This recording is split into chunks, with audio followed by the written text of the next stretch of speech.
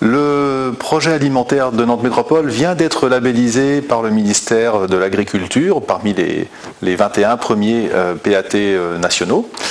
Il a commencé en 2015, nous en sommes donc en fin 2018 aujourd'hui, et il est passé par quelques grandes étapes. Pendant les 2 premières années, nous avons travaillé dans le cadre d'un financement national qui est celui du PNA, du Plan National de l'Alimentation. Et dans le cadre de ce PNA, on a surtout défini avec les différents acteurs qui étaient impliqués. On a essayé de regrouper les gens qui pouvaient nous aider à travailler sur ce sujet-là pour vraiment développer un projet collectif. Et nous sommes allés jusqu'à définir la stratégie alimentaire du territoire en début d'année 2018. Donc on a eu une première phase, on va dire, de définition de qu'est-ce que doit être un PAT, qu'est-ce qu'on a envie de mettre dedans, quelles sont les valeurs, les principes. Tout cela a pris pas mal de temps parce qu'il a fallu identifier beaucoup de monde, travailler avec beaucoup de monde, des élus, des associations, des entreprises bien évidemment.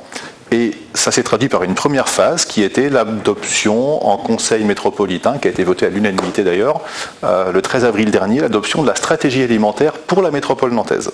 Première phase.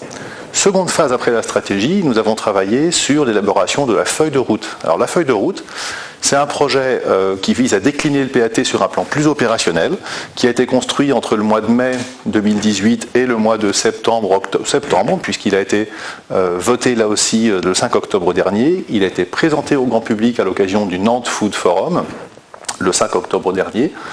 Et cette feuille de route, elle se traduit par 8 grands engagements, donc des grands engagements qui portent sur la production, qui portent sur le faire ensemble, par exemple, qui portent sur l'innovation. Et ces 8 grands engagements se déclinent eux-mêmes en une trentaine d'actions structurantes. Donc on en est à ce stade-là aujourd'hui. Fin 2018, nous avons une feuille de route qui nous dit, ou plutôt nous avons une stratégie qui nous dit où nous voulons aller, les principes et les valeurs. Nous avons une feuille de route qui nous dit quelles sont les priorités opérationnelles du projet.